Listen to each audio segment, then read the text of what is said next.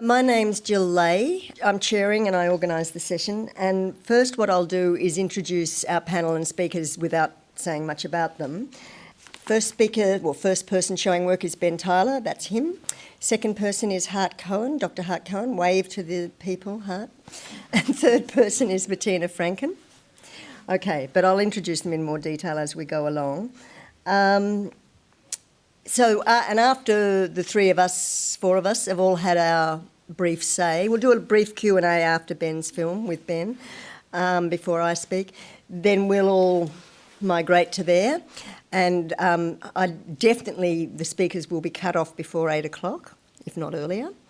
And we'll at least have a good half hour for discussion, both with you and amongst ourselves. Hi, everyone. My documentary, Going Home, was a documentary that I made as part of our assignment at UTS using archival materials. So I used family archives like photographs and found sounds online. As a filmmaker, I take a highly subjective position in narrating my mother's story from Kakadu, using text rather than my own voice. As an essay documentary, the audience is able to actively engage with the film in a two-way relationship where they can think and consider its content as well as whilst they're also watching it. And yeah, he's right. It was an assignment at UTS where they had to make, using found footage, a very short essay film. And the reason I wanted to show this tonight was to show that you could do an essay film without a spoken narration, and you could do a short one. People often think of essay films as very long things.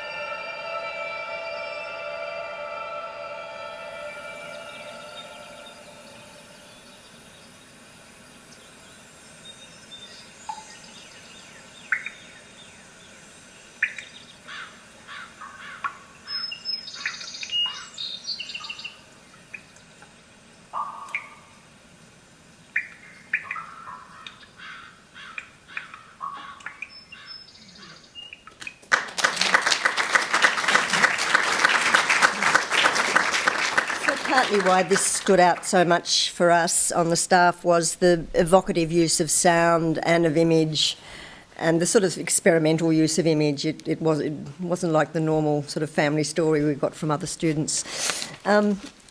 Questions for Ben? I'll actually start off. Has your mum seen it? Yes, I did send a link on Facebook and got one of my friends in Kakadu to show her. Yeah, And what did she think? She was really touched because she saw her mum and her father in the film. And yeah, no, she loved it. Any specific questions for Ben? I love your choice of music. Can you tell us why you chose that particular piece?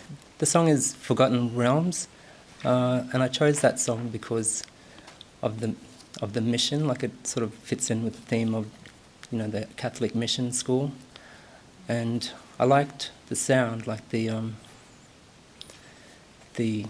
resonance of the bass. Like, it's sort of, you know, it's got that sort of heavy, sort of deep feeling, sort of like blood rushing, like electricity, sort of, and then it's contrasted with the higher pitched sounds of the voice, which sort of uplifts you and sort of, you know, that sort of angelic innocence.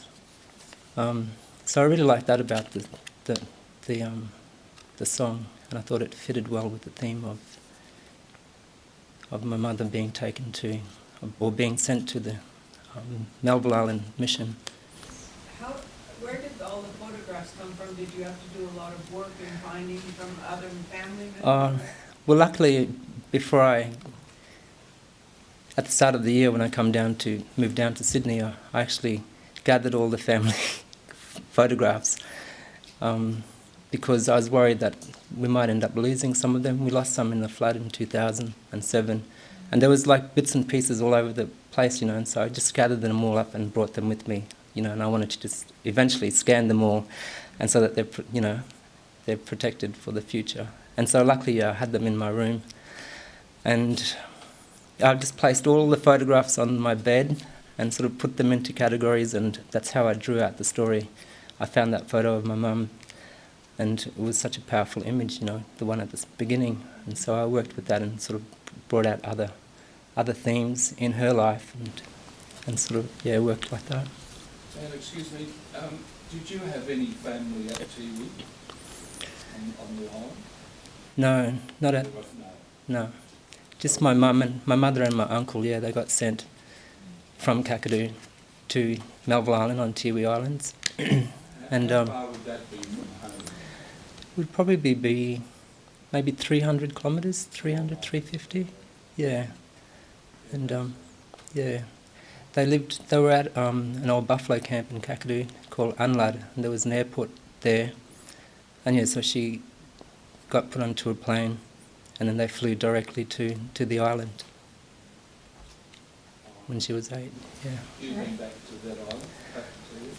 Yeah, I did actually. I actually went back there.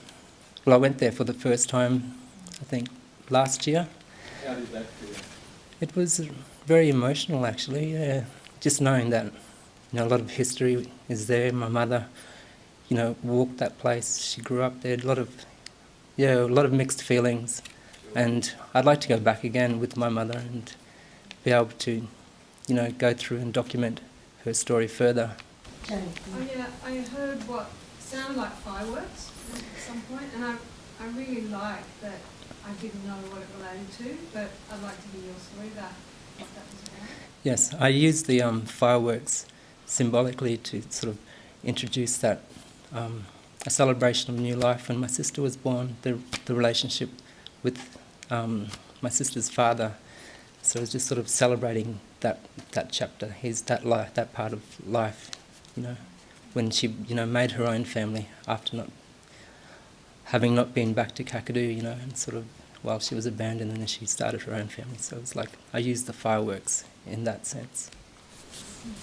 How old was your mother when she came back? She was probably in her late 20s, yeah, or mid-20s. And while making this film, did you find, did you discover any new aspects about your mother or her journey? Yeah, definitely. Like just the other day, I wrote about 10 pages going back about, looking through the documentary, just writing down my thoughts about the film. And I realised how similar my own story, like I was adopted, like the friend that my mother met, the one that you've seen in there, my mum, that's my biological mother, Melba Cooper, and my mum, Jessie, they became best friends, and she was going to adopt me out, so Jessie took me back home to Kakadu, and I grew up there. So I realised, making this film, how similar our stories are, in that sense. Thanks. Look, I really like the music too, but I also really like the way you allowed it to go into quiet at some point towards the end. I can't remember. And I just saw this film this afternoon at the Jewish Film Festival on painters in the concentration camps who painted, and they used no music in the film at all. And I found that so powerful. And I found that little fragment of yours without music towards the end. It's like it really gave us space. Yeah. Is that when the story? When the water drops? When you hear the water drops? Yeah. And that's just I really like that as well, because I wanted to use the water at that place at Spring Peak where my mother grew up as a child, and where her mother and father, my grandmother, my grandfather, they used to have a little, what do you call it, like a little container that the rainwater would fall into, and you might hear some crows in the film as well, which we'd often hear, and you'd often talk to the crows too. There's a lot of stories within it, so it is, and it's a story that there's stories there for people that do know me and know my family history, and there's stories there for people that don't know it as well. And so there is, you can always go back to it and pull out more of the story. Okay, we'll move on. Thanks, Ben, for that. I, in preparation for this, pilfered a bit of one of my other students, who's a Doctor of Creative Arts student's thesis. His name's David Varga. I don't think he's made it tonight. But I'll read some of his stuff in a minute. But I also, as you famously do, went to Google. Briefly, what I'm talking about here is the very beginnings of what is now called the essay film. So Jeff Andrew, in an article in Sight and Sound this year, claimed, says that claimed Bazan, a given image in an essay film doesn't refer to the one that preceded it or the one that will follow, but rather it refers laterally in some way to what is said.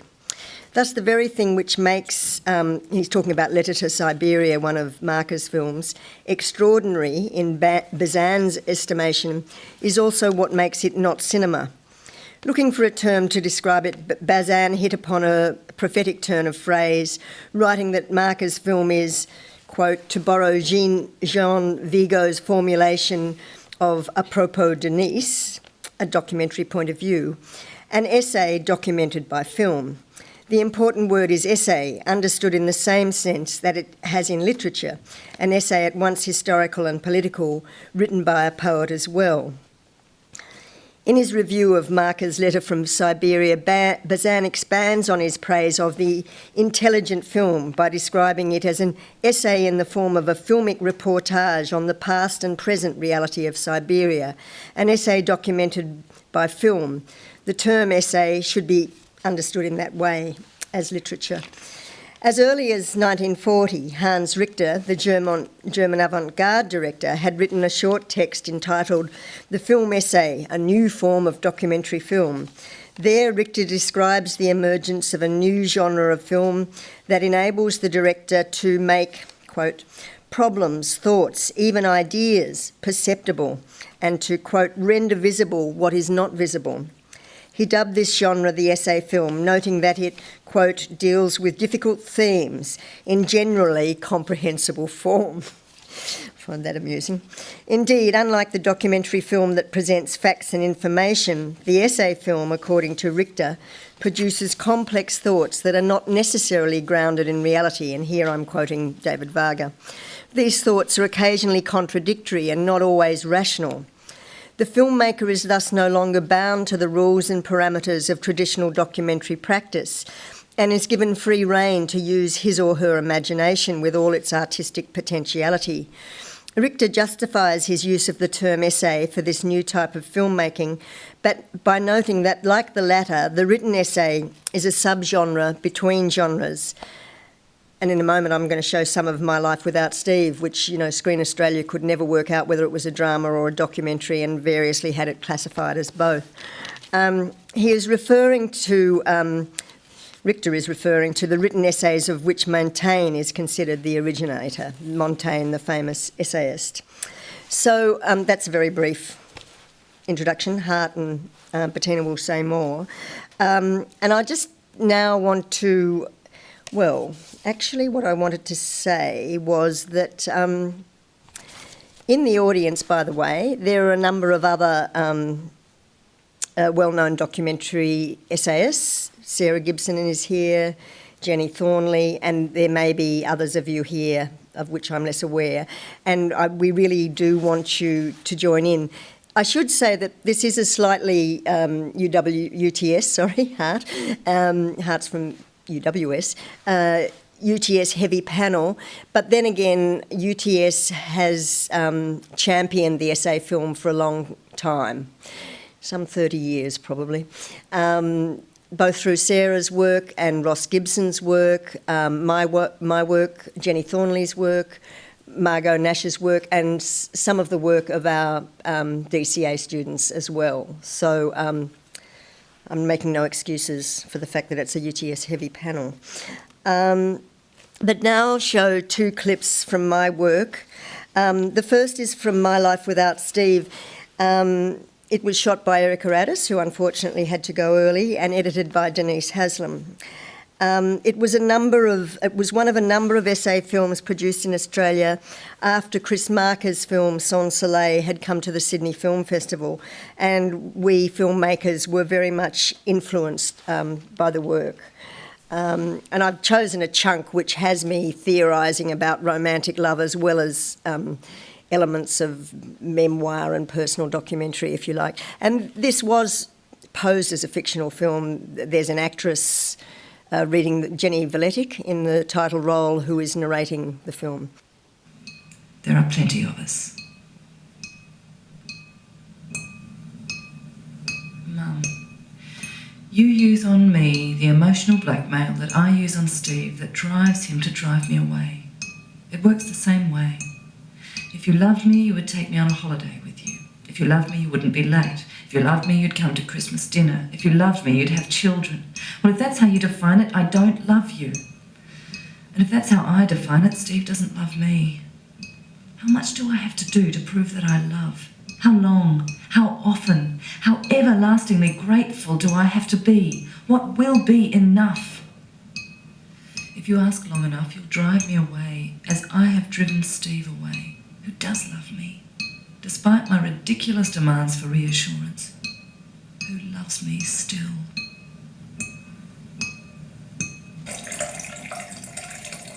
Grandma Roberts used to stick her head in the oven. You threatened to die unhappy with no respected place in society. I threatened to slit my wrists. Blackmail. Look at me. Look at what you have made of me. I will punish myself more to prove to you how unhappy you have made me. But Steve just asks how exactly I'm planning to kill myself.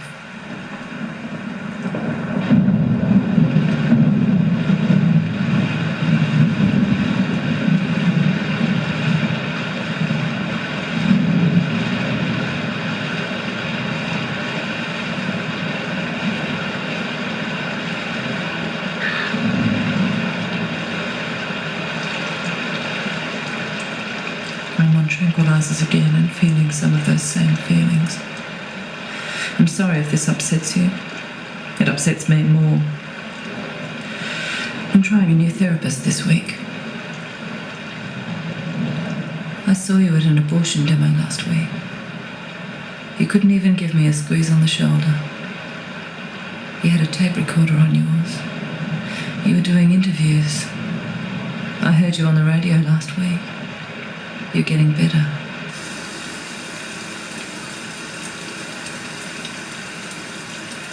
It was you, Steve, who pointed out her house in Newtown and told me her story about the woman who was jilted at the altar and how she kept house for 30 years just as it was on her wedding day, with the cake waiting on the table and the table set for the reception. Nothing was touched. When I said that you made me feel like that woman, waiting endlessly for your return, you accused me of exaggeration. These women aren't just curiosities, Steve. Anxiety. The amorous subject feels swept away by the fear of a danger, an abandonment. I always knew I should let you come and go.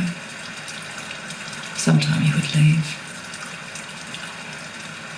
But I managed it badly, the letting go. Still am. The corner where the ceiling meets the wall, the stain on the wall, the pattern on the carpet. The curtain blows in the wind through a crack in the window.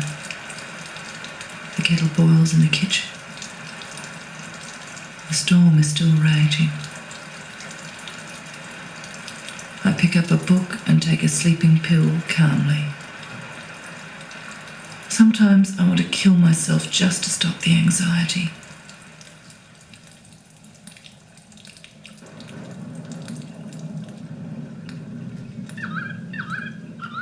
Standing on the outside, don't know where I'm going to, but I do know just one thing, and that is it's over with you.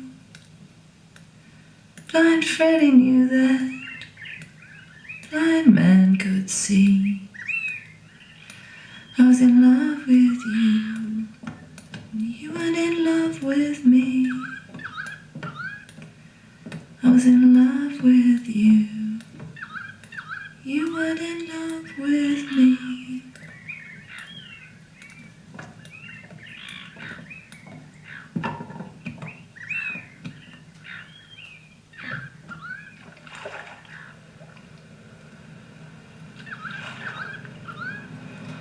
Is this getting me anywhere? The essence of romantic love is its lack of fulfillment. The loss of the mother and the loss of the lover repeat over and over again. It's already happened. Someone would have to be able to tell me at the start, don't be anxious anymore. You've already lost him. You've already lost her. You've already lost him.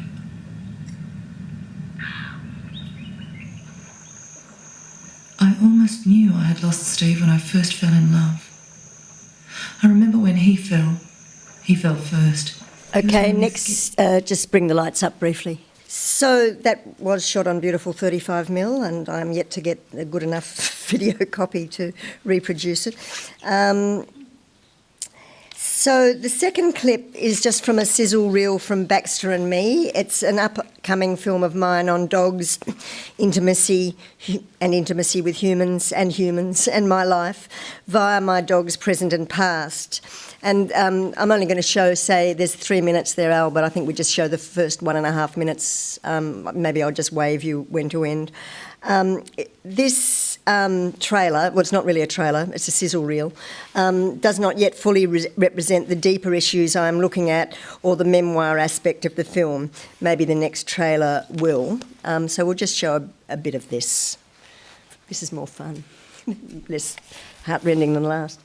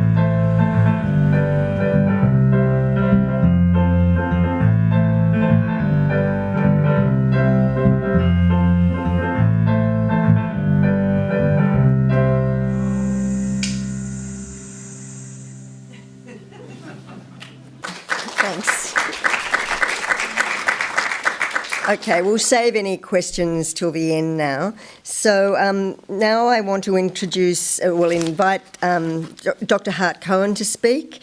He's a doco maker, Mr. Strehlow's films amongst others.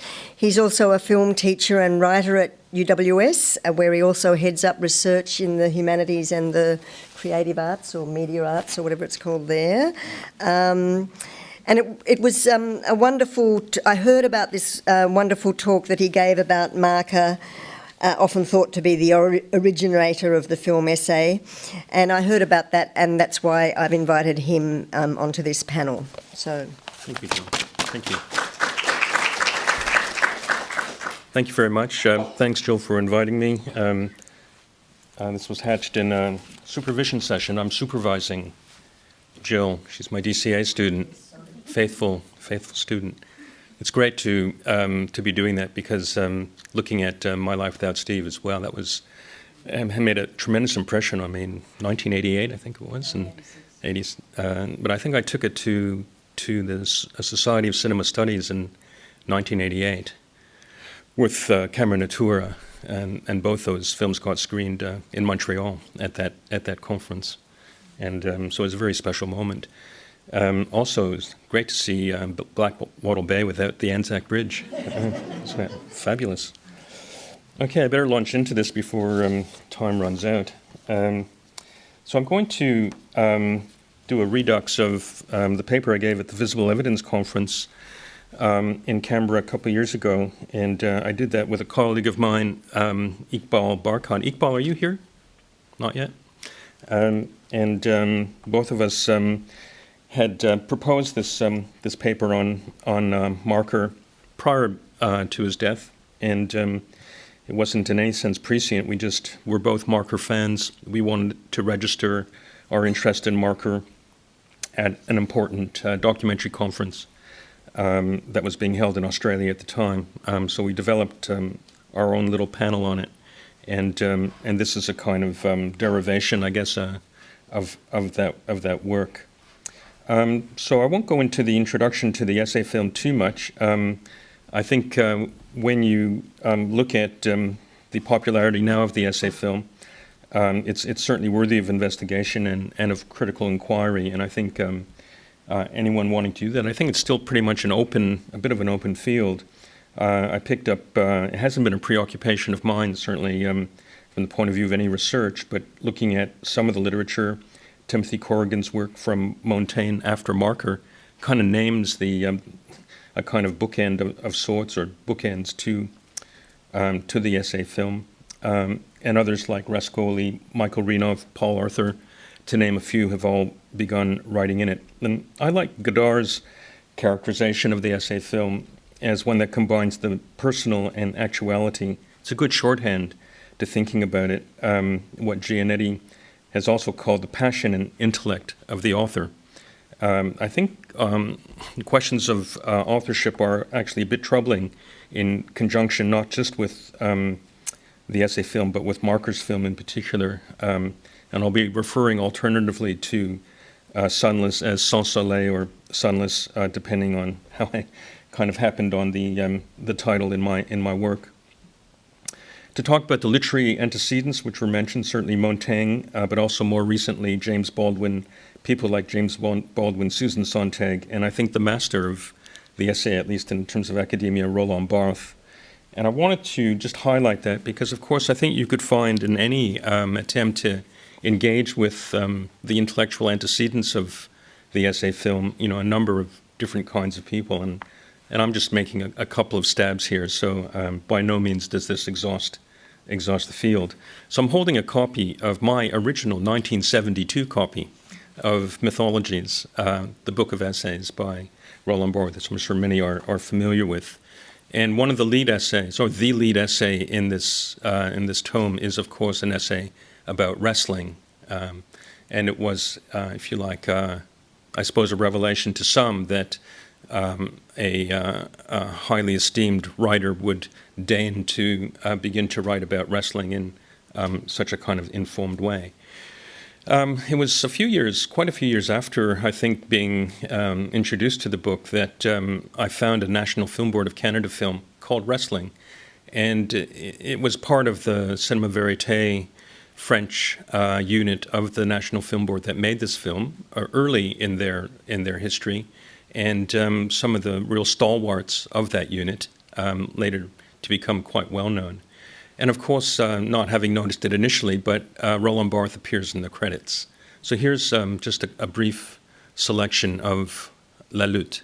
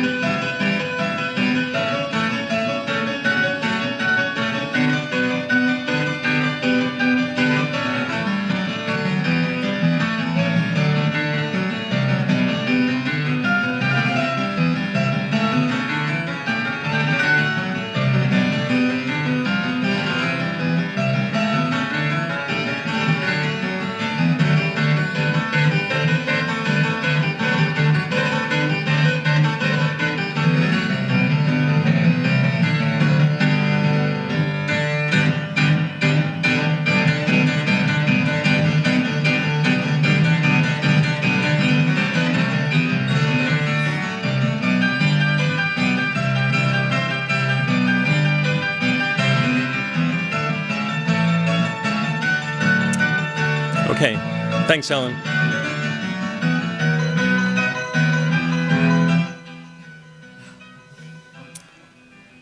Right. Okay, I think we get the idea. Just let me read just briefly from Barthes, and I think it certainly seals this this approach. And the kind of I suppose tagline from Baudelaire. The world of wrestling, the grandiloquent truth of gestures on life's great occasions. The virtue of all in wrestling is that it is a spectacle of excess. Here we find a grandiloquence which must have been that of ancient theaters, and in fact wrestling is an open-air spectacle, for what makes the circus or the arena what they are is not the sky, a romantic value suited to rather fashionable occasions, it's the drenching and vertical quality of the flood of light. Even hidden in the most squalid Parisian halls, wrestling partakes of the nature of the great solar spectacles, Greek drama and bullfights. In both, a light without shadow generates an emotion without reserve. And looking at this 1956 film, it's quite remarkable to see the engagement with the audience. And the one thing that the French filmmakers of the unit, the French unit, knew about making cinema verité was, in this case, to focus on the audience and to engage with the sense of spectatorship. Is this an essay film? Well, not in the way we would think in terms of the heritage that Marker created, but there's a way in which it kind of, in my mind, sort of preempts the essay film. And we have to think of that particular period. It's certainly the same year, I think, that Letter from Siberia does emerge. And one would think there'd be crossover there between some of the engagements between the Québécois filmmakers and the French filmmakers. People like Jean Rouch, of course, worked closely with Michel Brault, and they collaborated on a number of works that resulted in what we think of as the period of cinema verité. So I'll just move on to talk about another example, which I guess I was quite interested in engaging with earlier this year, and so it was always kind of on my mind, and I did use it as a kind of engagement around issues of making philosophical statements, but not in the way in which we think of in the essay film through a form of direct address, but rather through a dramatic situation. So I want to just screen briefly this, I think it's the opening sequence of Jonah, who will be 25 in the year 2000, filmed by John Berger and Alain Tanner, where you have a very strong explicit statement about the philosophy of history, but illustrated quite neatly by a blood sausage. Votre nouveau professeur d'histoire, Monsieur Marco Perny. Il remplace Monsieur Gentot qui, comme vous le savez, vient de prendre sa retraite. Je compte sur vous pour lui réserver un bon accueil.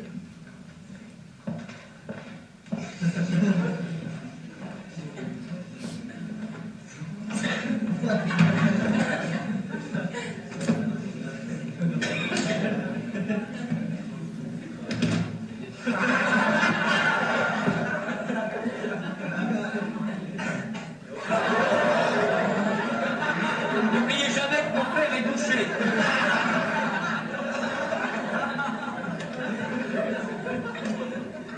Et que ma mère chante très bien l'opérette.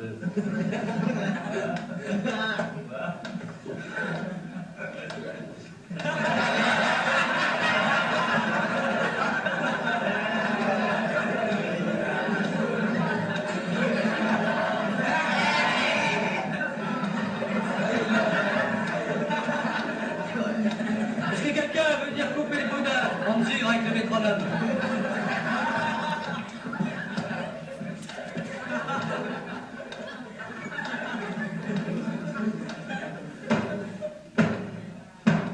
Bon, ça va pour le moment.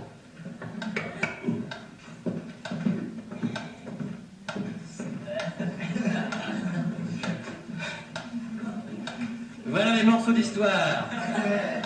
Comment va-t-on les appeler? Des heures, des décades, des siècles? C'est la même chose et ça ne s'arrête jamais. Le boudin se mange avec de la purée de pommes. Est-ce que le temps est du boudin? Darwin le croyait, quoique la nature de la viande changeait d'un bout à l'autre de la saucisse. Marx, lui, pensait qu'un jour, tout le monde s'arrêterait de manger du boudin. Einstein et Max Planck arrachèrent la peau du boudin, qui perdit alors sa forme. De quoi la peau du boudin est-elle faite? C'est de l'intestin de cochon. Très bien. Regardons maintenant le boudin qui n'est pas encore coupé. On y voit des plis, des méandres. Et c'est de cela que je vous parlais. De quoi sont faits les plis du temps? Okay, les plis du temps. Well, I remember seeing that first and regretting endlessly that I didn't have a history teacher like that. I would have, learned history so much. It made it so much more interesting. But again, you have a sense there that the filmmakers or the writers certainly are using a dramatic situation, but fully kind of making a very strong philosophical statement, and it goes on to do so through that the rest of that first scene. So the essay, and we think, of course, from the French essay, to try, and there's an important dimension here to the literalization of that word, because a lot of, certainly, the engagements that Marker makes in Soleil are these stabs at ideas. Sometimes they don't quite complete themselves, and that notion of the attempt, the trying of things, quite literally translates from the French, and hence we have, the essay film. A few other commentators. Adorno said the essay's innermost formal law is heresy. Lukács said it must manufacture the conditions of its own existence. The essay has to create from within itself all the preconditions for the effectiveness and solidity of its vision. Jean Starbinski said the essay does not obey any rules, and Michael Renoff observed that the essay form is notable for its tendency towards complication, digression, fragmentation, repetition, dispersion, anti-composition. And finally, Aldous Huxley said it is a literary device for saying almost everything about almost anything. And that, of course, can bring us right to Sunless. My paper was conceived around the idea of the subjunctive voice in French. I don't know if anyone has tried to learn French here. I've spent some time learning it and trying to speak it. I never really got the subjunctive voice. And it's quite an interesting form in which to register one's kind of ideas. Subjunctive voice expresses something that is meant to be dependent or otherwise uncertain, the expression of desire, the will or wanting of something, emotion, doubt, possibility, necessity, judgment. The idea of the subjunctive is that it is used to express subjectivity and a slight sense of unreality. So in using this mood instead of another, the speaker is giving the listener a cue as to how to take what he or she is saying. It's the opposite is when someone is speaking in the indicative voice, showing that he or she is merely giving information. There's no emotional content, no judgment, and no meaningful uncertainty, just the facts. I think what I'm saying here is that I think Soleil, Marker's work, is a good example of meaningful uncertainty. It broke new ground when it was released in 1982, immediately expanded the terms of what a documentary could be and how it could position itself within the genre. There are many aspects of Sunless or Sans Soleil that made it controversial at the time of its release, even as it won awards, the 1983 Berlin Film Festival and British Film Institute. Most challenging was its claim to be part of a documentary tradition, even as it crossed many aspects of the line that defined fiction from nonfiction. Most prominent in the film is the strategic deployment of a voiceover that is, and sometimes I think of it as more voice beside, that establishes a conversational tone with the viewer or listener. This commentary is credited to a fictitious cameraman, Sandor Krasna, who wrote the letters read by an unnamed woman. These details are lost on the viewer, but the voice of the letters establishes affective engagements that appear reflexive, inquiring, uncertain, and then at times offering judgments that are lures when directed at the image track. So this paper was intended to analyze the voice, if you like, of Sunless, with the intent to connect it to this subjunctive register in French, and that privileges the idea of meaningful uncertainty. It's this element of Sunless that places it in an antithetical relationship to the documentary of fact, and which most emphatically drew into question the underlying basis for the documentary genre.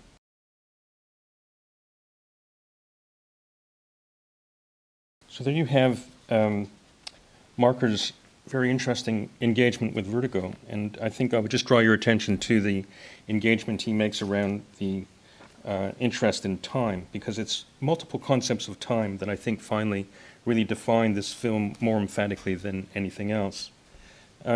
There's a long interview with Jean-Pierre Gorin about Marker, and I thought his position was quite interesting. He says, like a magician, Marker tells you what he's going to do and then does a whole lot more. And further, Marker's doing a grand map of how the imaginary functions. So here we have, in this passage, I think we're on a journey, following the camera and following Scotty. In this context, returning to Sans Soleil as an example of meaningful uncertainty, it's a long meditation on a kind of future past, the voice expressing these multiple ideas of doubt. For example, James Stewart spies on Kim Novak. He's the hunter, she the prey. Or was it the other way around? Speculative insight with dependent clauses invokes uncertain, yet plausible judgments verbally while deflecting certainty with the use of images in a more abstract manner, not the indicative approach of much documentary. The absent presence of voice of Marker through its writerly instance is powerful enough to frame the images, until the images break out and reframe us as viewers. The voice gives way in these instances to the visual until the cycle confirms itself once again. There's now the famous giraffe scene. This scene usually causes the most controversy, as I recall, with students, and it does require a warning be given with the screening of the film to alert anyone watching it who might have PTSD or a similar affliction that could be triggered by the scene. And so I give the same warning here. Look away now.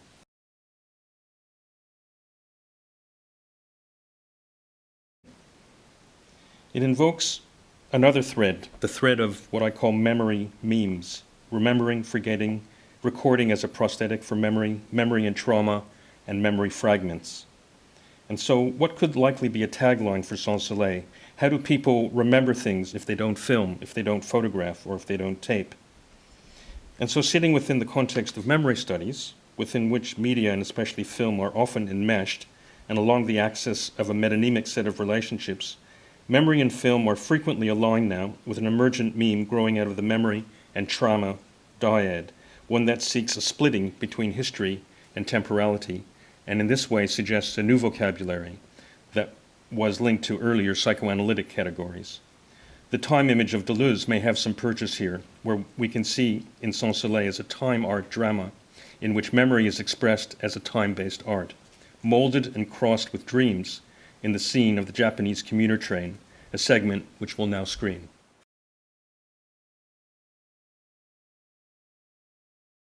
I'll drive to my conclusion, I think probably getting close to that time. My colleague Iqbal Barkat, who presented work on Marker and Sunless, asks, what can Sunless offer us as a film? He showed the emu sequence from Sans Soleil. Marker's question over the sequence. He said that in the 19th century, mankind had come to terms with space, and the great question of the 20th was the coexistence of different concepts of time. And by the way, did you know that there are emus on the Ile-de-France? Now, this is repeated twice in Iqbal's presentation, and he talks about multiple conceptions of time, periods of time when we're constructed most often, living and dying, remembering and forgetting. But then there's another conception of time, one that he associates with Marker's work, something he calls infinity. Now, my own research has been in Central Australia, working with Aranda people and Aranda ethnography. And it was interesting that there was a word that came up in Aranda called Algira. And the various kinds of engagements with this word, first Karl Strehlow, a Lutheran missionary, described Algira, he thought was a good example of a concept that he thought would represent his version of a Christian God. Baldwin Spencer turned up and decided that Algira actually was more like the dream time. And of course, the dream time, as we know, is stuck for many indications of Aboriginal cosmology. T.G.H. Strehlow, Karl's kind of flawed but brilliant son, turned up the word eternity for Algira and wrote an unpublished manuscript called The Land of Algira, or the Land of Eternity. And there's something about the engagement here with the idea of infinity, or just the idea of multiple conceptions of time, that seems to fit quite strongly with that particular designation. Quote from Karl Marx, first thesis on Feuerbach: the major defect of materialism up to this day has been to conceive the object, reality, sensuousness, only in the form of an object of contemplation, not as sensuous human activity, praxis, not subjectively. This is the marks of which Marker partakes. It is a call to engage in the temporal and spatial qualities that define Sunless as an experience. If we wish to compartmentalize the central tenets of this critical ethnography, one that placed intersubjective communication as its priority, in which the knower could not claim ascendancy over the known, we would not need to look any further than this anti-method and the intuitions of Sans Soleil, where we encounter Chris Marker in the co-temporality of his cinema and the radical vision of his form. Thank you. So there's one of the many windows into Marker, and give you, if you haven't seen Sans Soleil, watch it, but it gives you a glimpse, I think you'd have to say, because it's a big film. So now I want to introduce Dr. Bettina Frankham, whose PhD was on the poetic in film, and it was recently herself made a poetic film. And she can take us into a discussion of the poetic in film, and also into the online digital world and the place of the poetic and the essay in that territory. Thanks, Bettina. Okay, so I'm really interested in this idea of the poetic in documentary, and in some ways it's a kind of an uncomfortable mix for, in some ways, because there's general common sense sort of associations with documentary being a rhetorical sort of thing, whereas poetic maybe isn't making so much of an argument. But what I've found with the research that I've been looking at is that the poetic still does have a rhetorical kind of stance in documentary, but it's doing it through the form, that a lot of the argument actually happens through the form that's being chosen. So it's where when the poetic comes into documentary practice, it's where poetic intentions are actually being reinterpreted through the tools of documentary production. And for me, I think there's some really distinctive sort of possibilities when you have that mix of rationality, perception and poetic expression, that actually creates this kind of new territory of ways of knowing. So when a poetic approach is taken to documentary, then it's all about the aesthetic experience is what I'm looking at, that's being foregrounded as the primary means of expression. So the work as an experience in itself, rather than an attempt to replicate reality. It's not trying to reproduce reality, but it's a clearly subjective kind of interpretation of reality. So in this regard, I'm looking at aesthetic experience as the sort of particular experience that's prompted by and is perhaps unique to this combination of creative choices that are occurring in particular sorts of documentary practices. And like the essay, they're exploratory works. They're looking at the kind of truths that maybe move beyond facts to reveal new perspectives on things that are actually otherwise familiar. And there's a potential to approach subjective truths through this kind of way of approaching documentary practice. And it's looking at maybe the ideas of authenticity and the veracity of experience, but a very subjective sort of version of that. There's potential through a poetic approach to explore what's in excess of factual representations. So it becomes about this idea of the aesthetic experience. There can be insights into subjectivities that are beyond our immediate range of experience. And that's one of the key things that's really interested me about poetic approaches to documentary, is this potential to go across difference, to actually move out of the kind of blinkered view of reality that only relates to our own experience, and a chance to maybe transcend that and approach the experience of others that are different to us and have a different range of experiences to us. So it's about promoting different ways of knowing and understanding that rely on things like feeling, sensory perception and formal experimentation or exploration. And within that, there's this potential to deform familiar storytelling types. And for me, what that actually allows is this idea that rather than moving through set pathways, that new connections can potentially emerge through these poetic connections that can be made through explorations of form and aesthetic experience. So it's necessarily a kind of an intersectional approach that takes on aspects of both art and documentary practice. So in the foregrounding of aesthetics, there's that sort of engagement with experience through art practice, and with the idea and engagement with rhetoric and ideas and knowledge that takes up the sort of intention of documentary practice. But it's not just art for art's sake. The aestheticised representation of this kind of poetic documentary practice becomes a point of access to the encounter between the audience and the subject of the film, and to forms of authenticity that actually are operating on a sensory level. And I want to draw back to something that what I'm interested in is a kind of a poetic approach to documentary, as opposed to poetic documentary as a kind of a concrete label. When theorists like Nichols and Plantinga have defined this idea of the poetic, it's in some ways it's been quite closed down, and says that the rhetorical intentions are underdeveloped. It's all about the form. There's not necessarily ideas taking place. The subjects in the film don't take place as well-formed characters. So what I'm doing is taking a step back from that kind of extension of what might have happened with documentary work coming out of avant-garde approaches to filmmaking, and looking at how a poetic approach is actually being reinterpreted through this approach to filmmaking. So there's this kind of disruption of truth claims through this aestheticised approach.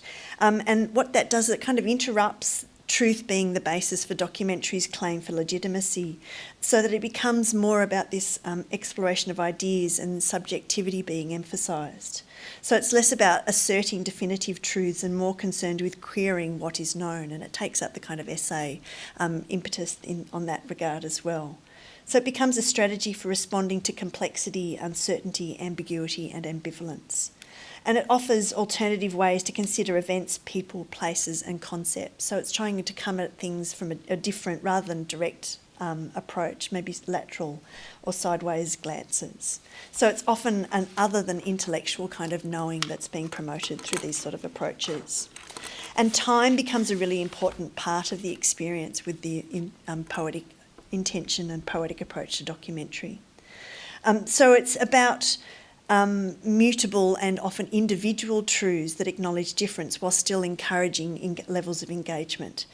So if we think about how exploring, sensing, feeling, remembering, grappling, understanding, articulating, accepting and sharing can actually contribute to the ways that we come to know things, then that kind of has a knock-on effect that the kinds of knowledge that we can access come back to the ways that we actually present that knowledge as well. So by using different methods of presenting the things we know, the things we feel, the things we remember, the things we experience, and using those methods of representations as part of the kind of rhetorical toolkit of the documentary, then the scope of communicative possibilities can be expanded in lots of ways. So it's a rhetoric that draws the audience in through a kind of a shared experience, an experience of the work in and of itself.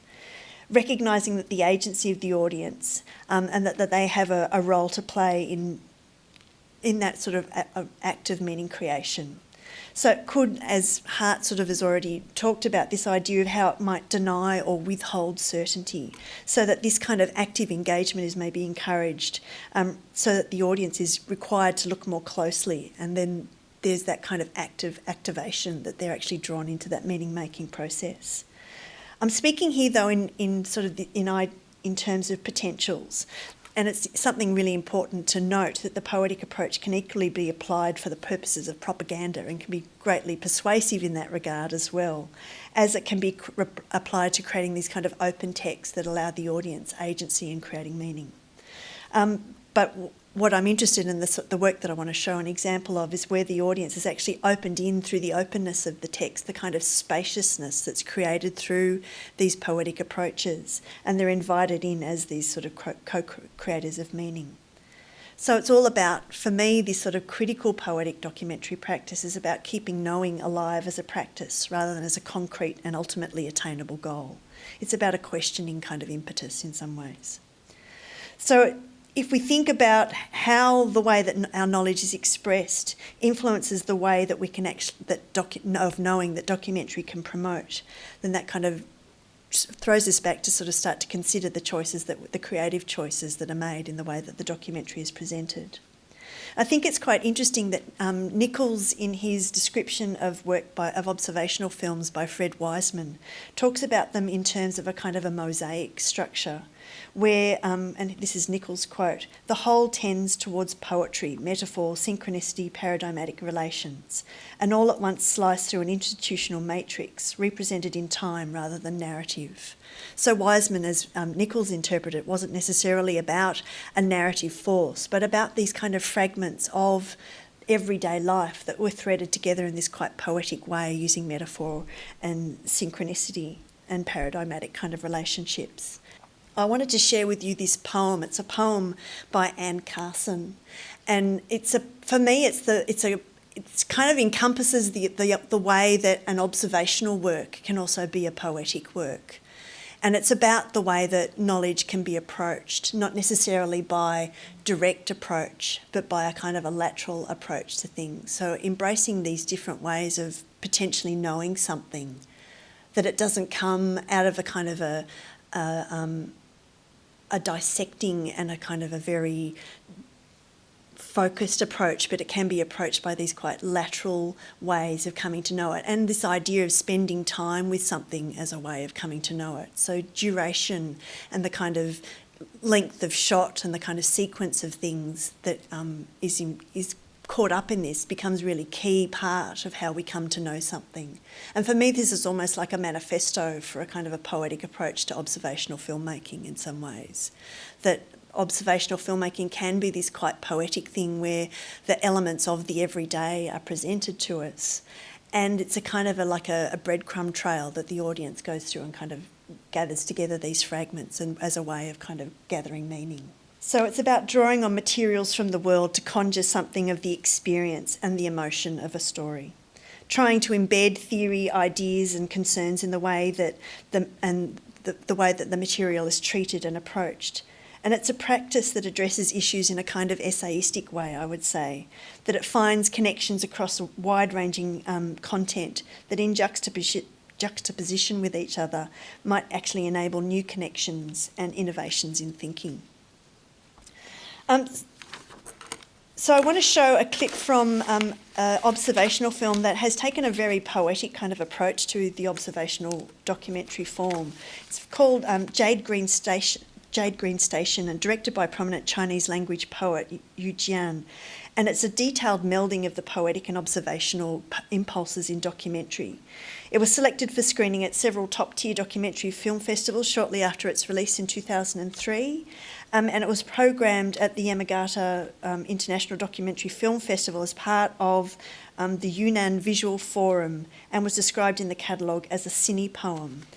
I think it's quite interesting that on the surface of the film it seems to be about the small town of Bees that's located in the Chinese province of Yunnan. It was once a lively stopover on the railway that the French built when they were in colonial powers there, but the train station now sees little traffic. But on a deeper level, once you kind of mine beneath these observational images, the film becomes an exploration of change and what remains behind once historical upheavals have passed through. So the film observes the everyday rhythms of life for the people of Bees, and these ordinary scenes are presented as worthy of different attention. I think that's one of the key things about the poetic, is the way that certain material gets pulled out for this different attention. It's almost like an affective photogene, where just by the very fact of being given attention to and screen time to, that this kind of different attention is generated. There's a kind of an engagement that we're created where we're kind of questioning why is my attention being drawn to this particular thing at this particular time. So we're encouraged to contemplate through this particular film and look anew at the daily realities that might otherwise be overlooked or absorbed as utilitarian and part of the routine. So the mostly observational material that makes up the film is arranged to produce a sense of the passing of daily life in Bees, although it is organised more around episodes than a strict structure connected with the passage of day. So we see montages of nighttime, early morning and daytime footage, but these aren't necessarily used to mark out a clear sense of chronology. Instead, there's a tonal kind of approach, I guess, to the ordering that draws together moments to highlight similarity or throw these differences into relief.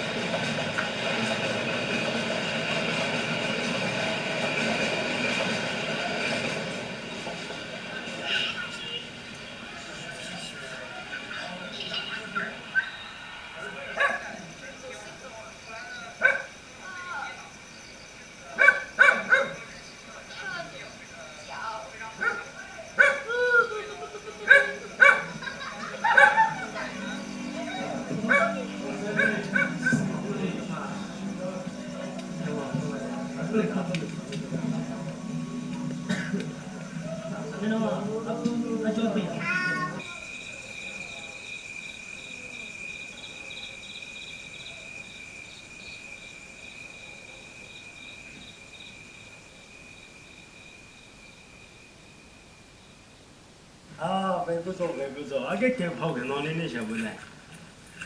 嗯。跑的话耶，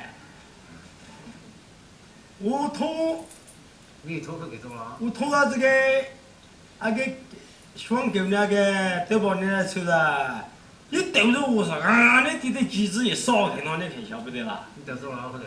兜着嘛，啊，你要兜，公干。哎呀，你找到我给我干了。没就是找到我们给我。是啊，我是我们给我找到工作干。当然你们去。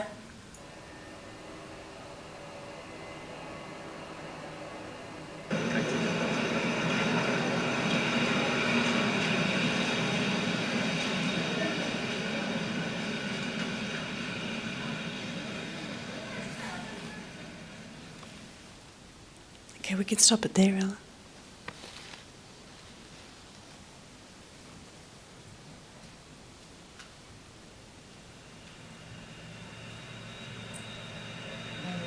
Okay.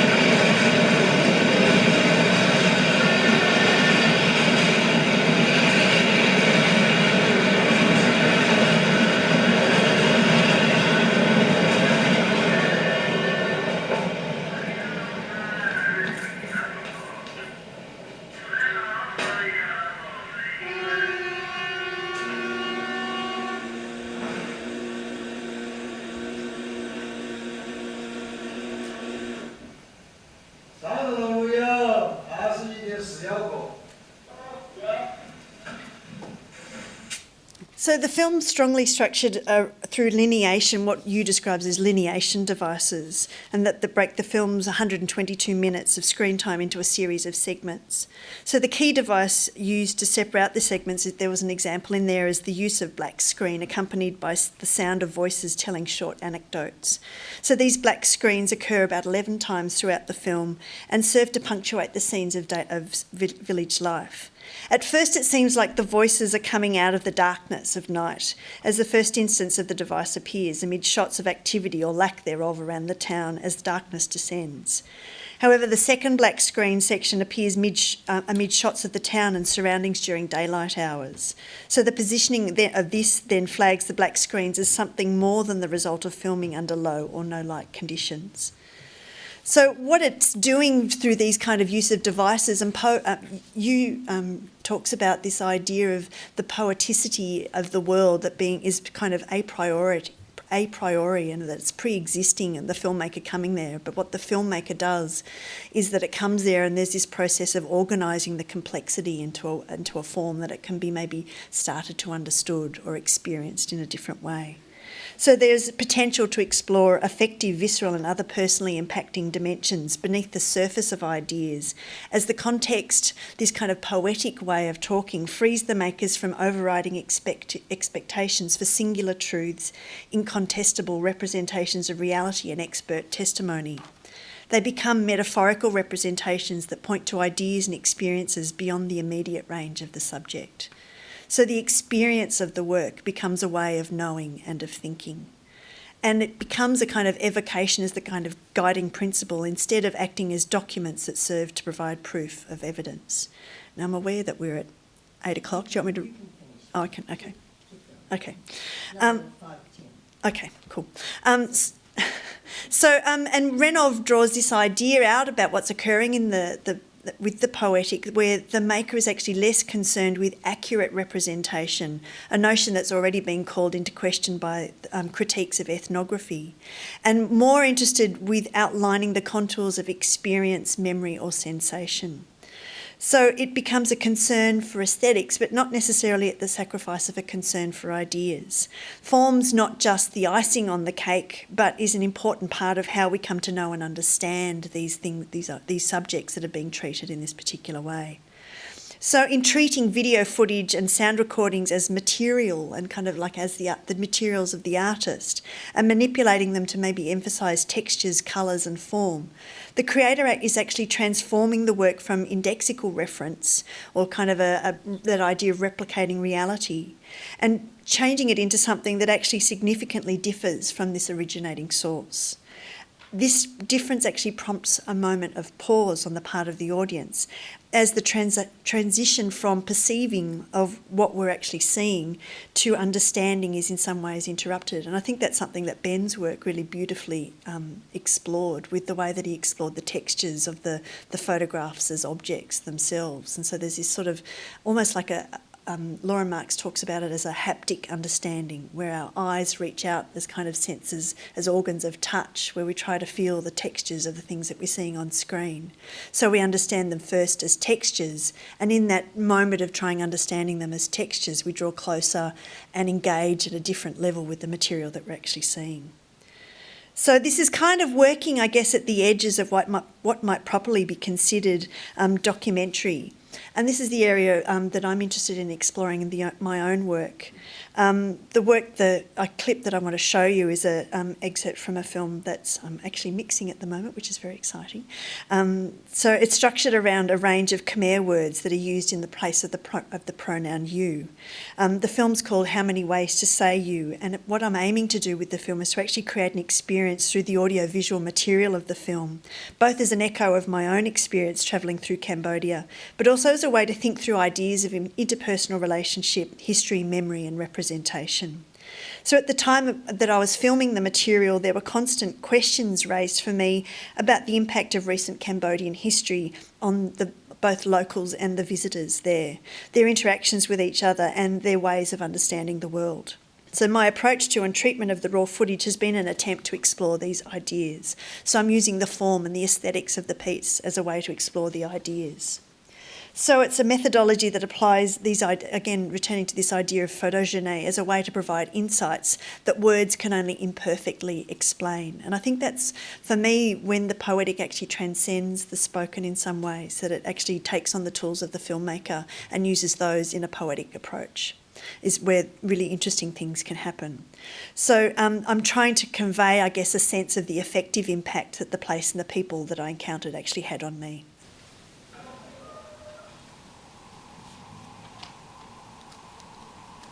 Ai cho con Praise con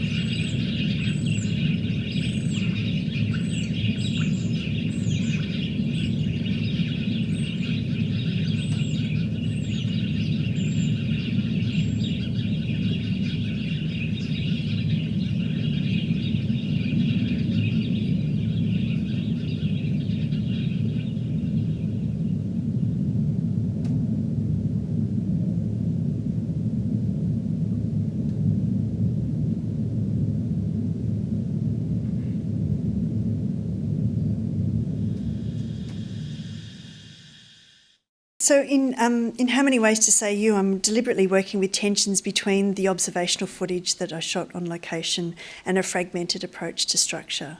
So the work presents a poetic impression and uses the aesthetic experience of viewing the piece as a way to open possibilities for connection with the underlying ideas.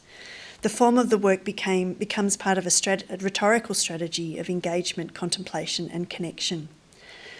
And as a strategy to facilitate these spaces for engagement and openness of interpretation, it employs this idea of a list. And the list, I think, is a really interesting kind of form that can be both poetic and functional. And I think that's something that comes out in Marker's work with the references to, say, Shonagon and the things that delight, things that quicken the heart. And I think that's something that is where this form actually has potential to be realised through interactive online forms as well. That in that kind of necessarily fragmented approach to filmmaking, and I did have some examples, but I can't connect to the internet to show you.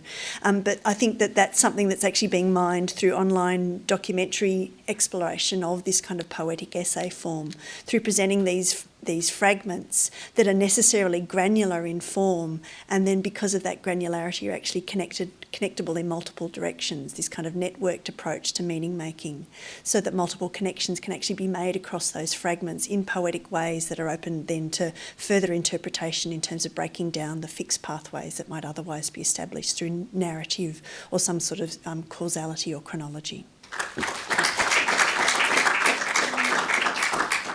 I can straight away ask you to give us the names of one or two of those online docos you're talking about. Yeah, one of the things that I'm quite interested in is how online formats are actually reinterpreting the documentary form. So it's almost like new genres are arising, and in one of the ways that one new form is through sort of online storytelling platforms, that these are becoming kind of like the documentary artefacts of the online spaces. One in particular that I think is really interesting is a site called Cowbird. And it's a really simple storytelling format where people submit a single photograph and a short piece of text. Sometimes there's audio associated with it. But what there is possible is this kind of accretion of these documentary stories from these fragments that are collected through Cowbird.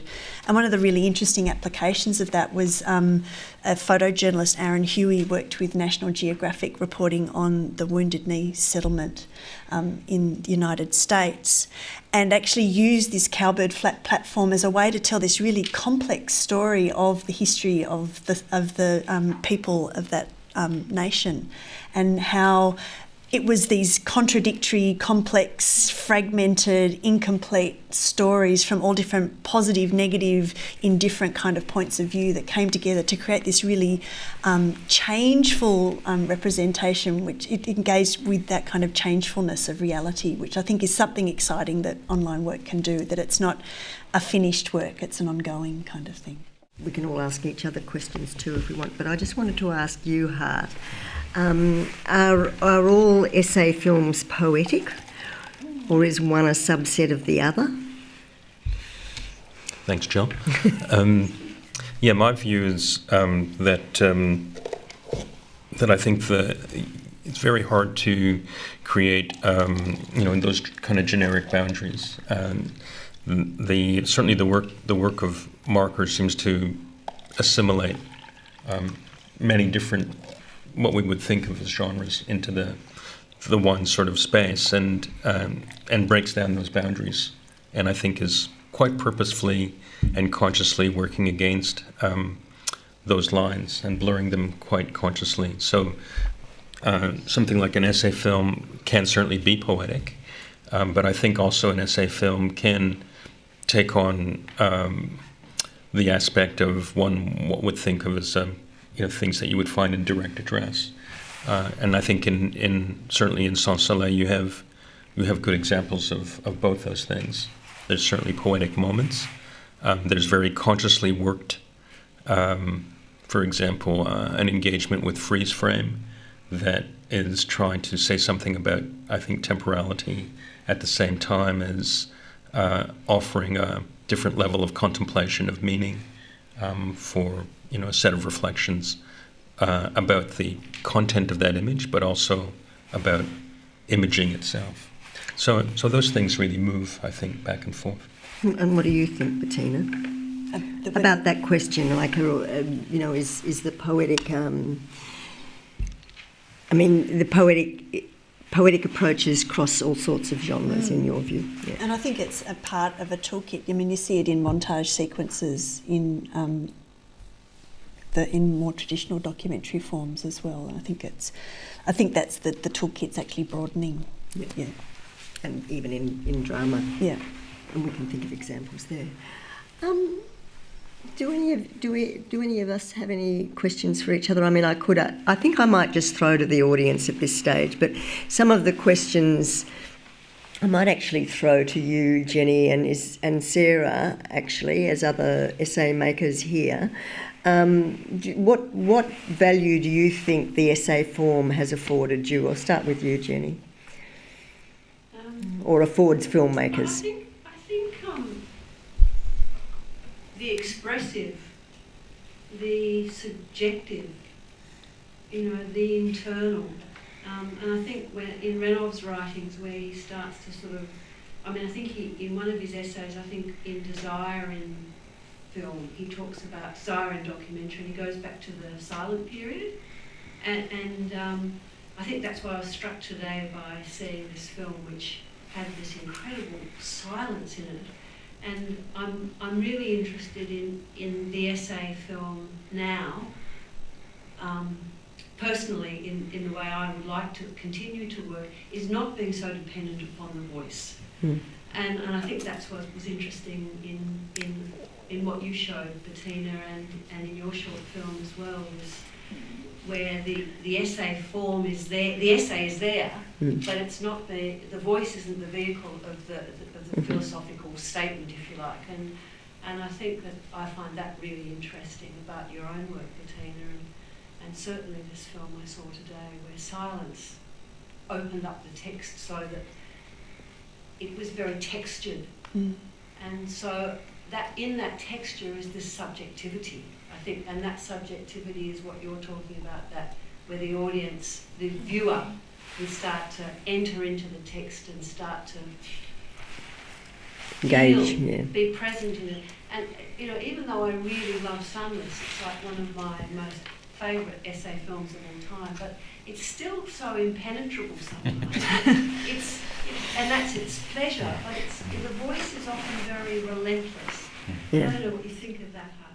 Yeah, I agree. I was talking to someone earlier before the session started, and it was sort of this indication that it's really a difficult film to recall. And again, I think it's a conscious attempt by Marker to be sort of anti-memory in that way. He's very keen on forgetting, and I think it had to do with a pretty deliberate political position that he took at that moment, coming out of the May '68 experiences and going through a complete almost revision of his political doctrine. But I wanted to say that there are elements in Sunless that, of course, are silent, and they're very powerful kind of moments because of the surfeit of the verbal that's there. Also, in a recent experience of my own and trying to shoot a film recently and looking at the images, and there's an interesting kind of engagement with people you might interview who stop and think, and you never see that in most kind of finished films. You never get that 10, 15 seconds of people just silent, just thinking about an answer, because of course the rush is always to edit that out and to keep the rhythm going. But those are really wonderful moments to actually keep in a film, to focus on that sense of what's so important, I guess, in communicating to an audience, which is that we're all trying to think as much as anything else. I haven't seen Soleil for a while, so just seeing a short I was actually kind of struck how brutal it is. So in a way, it's a kind of response to what's just being said there.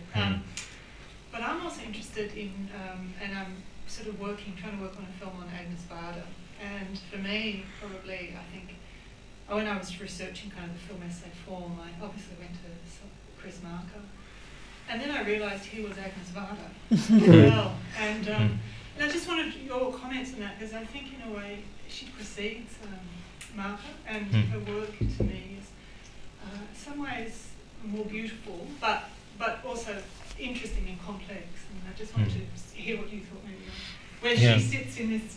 I mean, I'd say she's probably one of the hallmarks. Yeah. Yeah. When you think she's of, certainly one of the canon.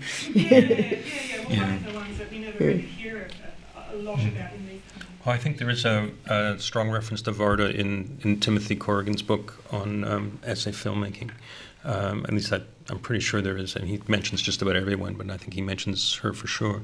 And I think of her work as also one of the antecedents to the idea of the essay film, but maybe more lodged in what I think of as a classic avant-garde cinema period, which gets kind of, I suppose, defined out of the engagements around surrealism and other movements of that kind in that period. Antoine Artaud's kind of contributions and that whole kind of, I guess, intellectual scene that she partakes of, and then I think in some ways goes beyond. I think you might be right about the brutality of Sunless. Just the title, without the sun, we don't have a lot of things. We don't have growth, light. Of course, we could make a kind of smart alecky critique of that, citing climate change. But effectively, I think the sense of the work from Marker is a struggle with darkness, with a sense of extreme negativity, and that not only pervades his sense of the world, which I think in Sarah's kind of terms is visceral. I mean, the giraffe scene is a good example of the making of a sensory experience. You can't not experience that image or those images without some degree of distress. And the visceral quality of that is part of that brutality, I think. He talks about the opening images, which you might recall are some children walking in a road in Iceland, followed by some black leader. And the voice says, if you see these images, you may not remember the children, which he considers to be a happy scene or a scene of happiness. But if you forget that, you'll remember the black. And I think the sense there is the desire in his part to create forms of closure that are temporary. So the sense of the engagement is always a struggle, if you like, with the concern with a particular negative version of the world that nonetheless opens up to whatever he finds curious and interesting about Japanese culture or about other engagements with the world. But where the foreclosure happens most emphatically is in his discussion of the political. And in every example, I think from Sunless, that engages with versions of collective political action or the replacement of an African regime with another one, there's a sense that he's kind of given up on that idea while at the same time respecting the idea of, say, collective action. He can't embrace it any longer.